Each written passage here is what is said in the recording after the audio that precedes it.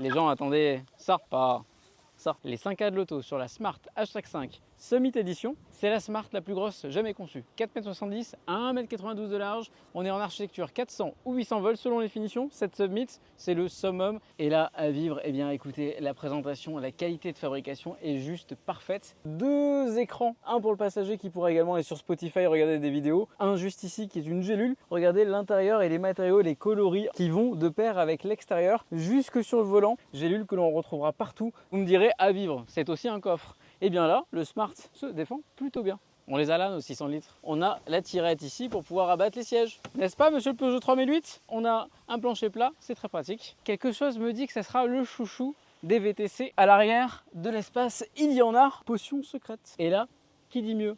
Votre chauffeur de taxi ne pourra pas être plus heureux pour vous. Bon, par contre, maintenant, vous me laissez tranquille parce que j'ai une petite sieste à faire. À vivre, totalement validé. Bon, à apprécier alors dans la voiture. De toute façon, c'est simple. Dans cette Smart, c'est soit une gélule, soit des ronds. Il y a des cercles pour ouvrir la portière, il y a des cercles sur les boutons un peu de partout, et il y a des ronds et des gélules, même à l'avant, dans la calandre. Petite gélule qu'on va retrouver ici, là, là et encore là. Si ça, c'est pas la van life, je récupère mon échelle, je la sécurise et je peux monter. Parce que là, j'ai ma tente de toit pour partir en vacances. Summit Edition, c'est pas pour rien. À apprécier, ça c'est validé. À conduire, ce H5 est très agréable car très doux, très fluide.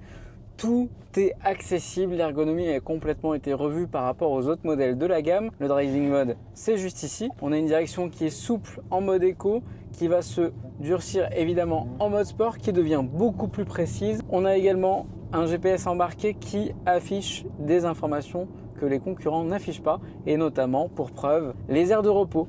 Et bien ça c'est très pratique. Le 0 à 100 sera expédié en 4 secondes 9 sur cette version qui n'est pas la Brabus. Donc évidemment on ne manque pas de puissance, on ne manque pas de reprise avec 600 Nm de couple, mais on a un véhicule qui est très sain. Les mouvements de caisse sont vraiment maîtrisés.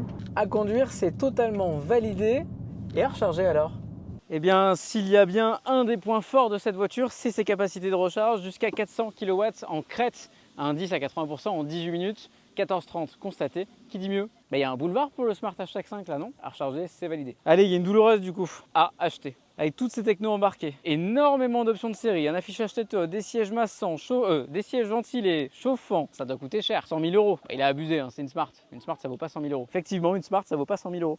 Mais toute cette techno embarquée à partir de 46 990 euros et 56 990 euros dans cette version Summit, là encore, il n'y a pas de concurrence. Et la note finale de ce Smart H5 Summit, un petit 16,5 sur 20, c'est déjà pas mal pour ce SUV. Ce H5, c'est validé.